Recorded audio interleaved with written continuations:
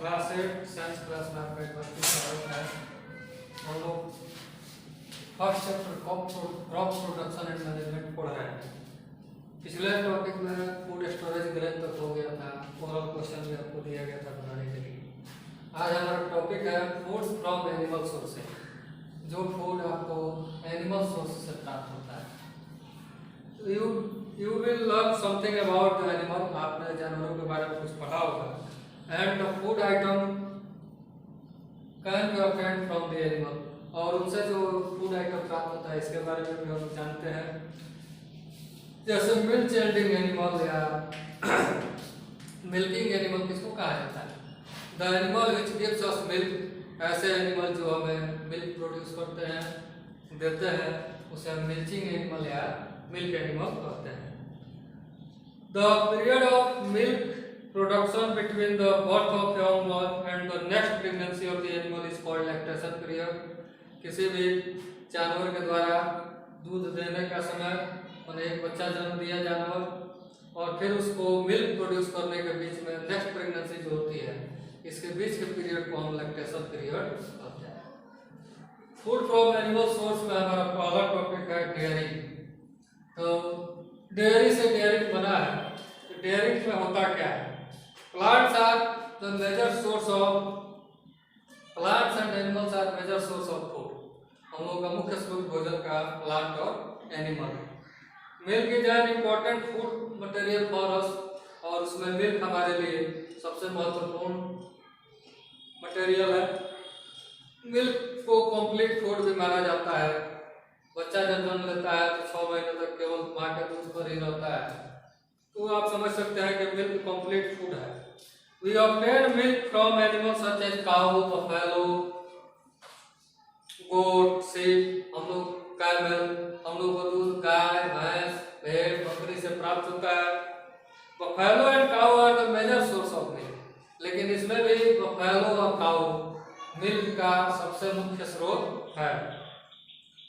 हमारे देश में गाय और भैंस मिल्क के लिए बहुत ज्यादा रेयरिंग किए जाते हैं। तो इस प्रोसेस को क्या कहते हैं? Rearing cattle for producing milk and milk product on large scale is called dairy। बड़े स्तर पर, बड़े पैमाने पर मिल्क प्रोड्यूस करने के लिए जब हम कैटल्स का रेयरिंग करते हैं, पालन पोषण करते हैं, तो उसे हम डेयरिंग करते हैं। Milk, curd, cheese, butter, ghee, khoya, ice cream, kulfi are dairy product. और मिल्क से जो प्रोडक्ट बनाया जाता है उसे हम डेयरी प्रोडक्ट कहते हैं। The product which is formed by the milk is called dairy product. Example के लिए milk, curd, cheese, butter, ghee, khoya, ice cream, kulfi are dairy product. यह फूड ऑब्टेन्ड हो गया डेयरी एनिमल से मिल्क के रूप में। दूसरा ब्रांच है फूड फ्रॉम एनिमल सोर्स में पोल्ट्री।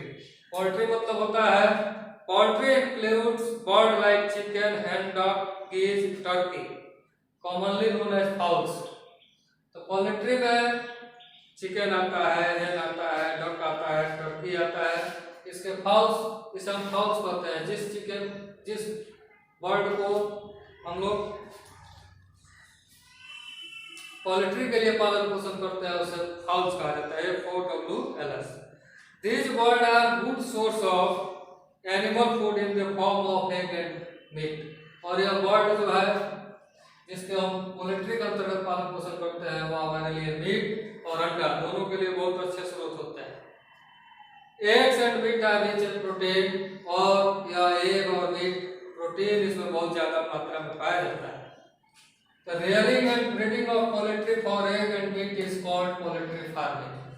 तो rearing and breeding of poultry for egg and meat is called poultry farming। And the place where we rear the poultry on a large scale are called poultry farms।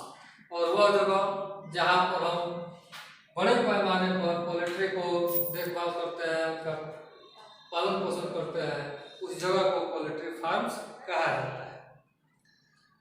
Fowl lay egg and sit on the egg for about 21 days. Fowls means अभी आपको होता है bird, chicken, हैन, dogs, gauge, ये सभी egg देते हैं और उस पर 21 दिन तक बैठते हैं। This period is called hatching period.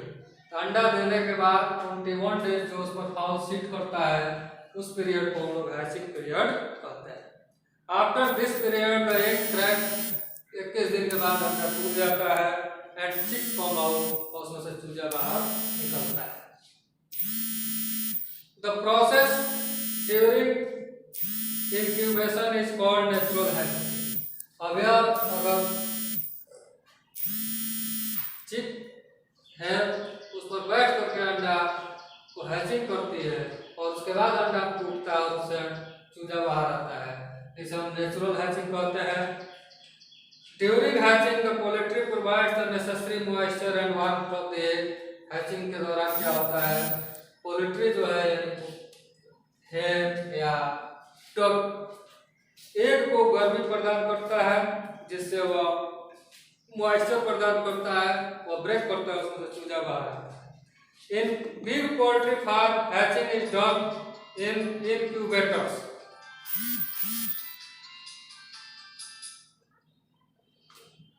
Big poultry farm में जो हैचिंग होता है तो उसे हम इनक्यूबेटर्स में करते हैं।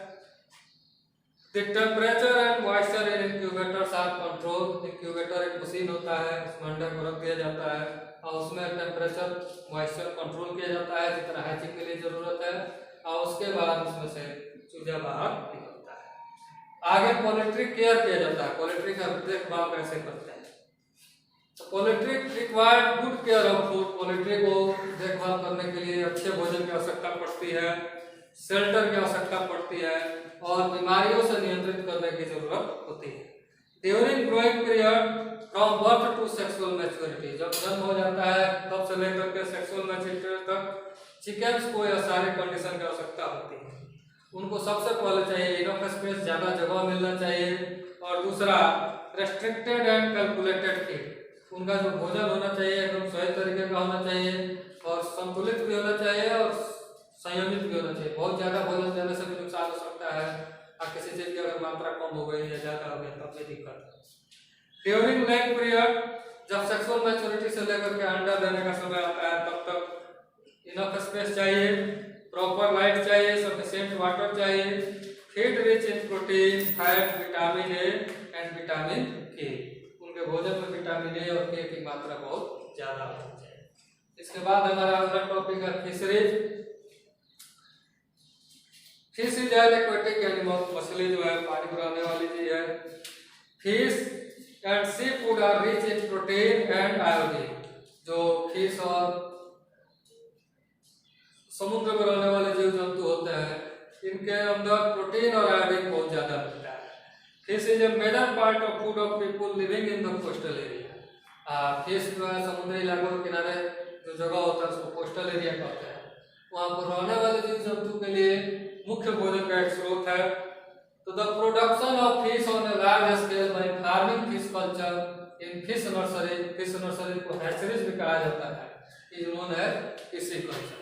तो लार्ज स्केल पर जब हम मछलियों का पालन करते हैं नर्सरी में, हैचरीज में, उसे फिशिकल्चर कहते हैं। यह फिशिकल्चर दो तरह का होता है, एक नेचुरल होता है और एक आर्टिफिशियल होता है। तो जब हम अपने से तालाब बना करके उसमें मछली का सीड डालते हैं फिश का, तो यह आर्टिफिशियल हुआ। और जो नेचुरल हैचरीज है जैसे लेक, पॉन्ड, कैनाल, इसको नेचुरल हैचरी कहा जाता है। नेचुरल हैचरीज में मछली का उत्पादन 35% से लेकर के 95% तक बढ़ाया जा सकता है, जैसे उसका पानी की उपस्थिति के आधार पर है। The fish which breed in sea water is known as marine fish.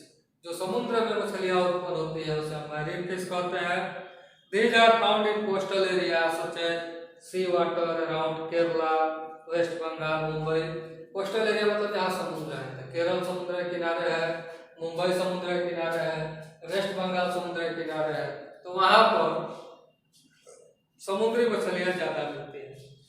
The fish which breed in water bodies such as ponds, river, lake are called freshwater fish। और जो फिश वाटर बॉडी में पाया जाता है उसे हम fresh water fish कहते हैं। फिश को अच्छे अवस्था में रखने के लिए उसको रेगुलर मॉनिटरिंग करना जरूरी है, लगातार देखभाल करना जरूरी है, ताकि वो वाटर में ऑक्सीजन डिजॉल्व है या नहीं है, पीएच स्केल एसिडिक स्केल देखा जाए कि नहीं है। कभी कभी आप सुनते होंगे कि नदियों के किनारे आके मछलियाँ डेड कर गई है, तालाब में लोग मछली रखते हैं, अचानक सुबह उठ कर देखते हैं तो उसमें सारा मछली डेड, तो उसके पीछे कई रीजन होता है। हो सकता है पॉन्ड का वाटर पीएच स्केल बदल गया हो या ऑक्सीजन की कमी हो, तो हमेशा उसको देखभाल करना बहुत जरूरी है। अगला हमारा है फूड जो हमको एनिमल से मिलता है वो एपीकल्चर। एपीकल्चर में क्या है, मधुमक्खी पालन को हम लोग एपीकल्चर कहते हैं।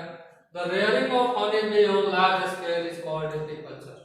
बहुत अधिक मात्रा में जब हनी बी का पालन पोषण किया जाता है उसे एपीकल्चर कहते हैं। Honey bee produce Honey, honey bee हमें क्या प्रोड्यूस करती है, हनी शहद। Honey is rich in sugar, vitamins, minerals and enzyme. शहद बहुत यूजफुल होता है, जैसे जितना हमारे शरीर का इम्यूनिटी सिस्टम मजबूत करने में यह काम करता है। गर्म पानी के साथ अगर आप सुबह उठकर शहद लेते हैं नींबू के साथ तो हमारा इम्यूनिटी मजबूत होता है, क्योंकि वायरस से लड़ने के लिए कोई भी वायरल बीमारी है तो उसका कोई दवा नहीं है। उससे आपके शरीर का जितना इम्यूनाइजेशन सिस्टम मजबूत होगा तभी वह काम करेगा। Honey is collected from the produce by the honey bee, collected nectar from the flower. Flower के नेक्टर को हनी बी कलेक्ट करती है और ले जाकर के अपने हाई में छाता में उसको इकट्ठा करती है, और वही नेक्टर कुछ दिन के बाद हनी में चेंज हो जाता है। All activity such as laying egg, rearing and larva and pupa takes place in 16 days। Honey bee का जितना भी अंडा देने से लेकर के और उनके लाइफ स्टेज में हनी बी तक पहुंचने में 16 दिन लगता है।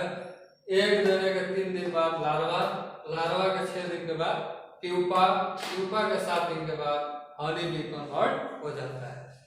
Extraction of honey from the beehive is carried out by the Honey extractor, जो हनी बी से हनी को बाहर निकालते हैं उसे हम हनी एक्सट्रैक्टर कहते हैं। And honey extractor are an experience group of people, और यह बहुत अनुभवी लोगों का समूह होता है। अगर कोई अनजान आदमी जाकर के निकालना शुरू करेगा तो मधुमक्खियां उसको काट करके क्या करेंगे, बीमार कर देंगे। इसलिए कभी भी मधुमक्खी के छाता पर पत्थर वगैरह नहीं चलाना चाहिए। यह एक्सपीरियंस ग्रुप ऑफ पीपल लोगों का काम होता है जो अपना तरीके से इसको शहद निकालने का काम करते हैं। आज हमारा first chapter crop production and management complete हुआ। अगर आपके पास बुक होगा तो इसका क्वेश्चन आंसर बना लीजिएगा, फिर कल हम लोग अगला लेसन पढ़ेंगे। तब तक के लिए धन्यवाद।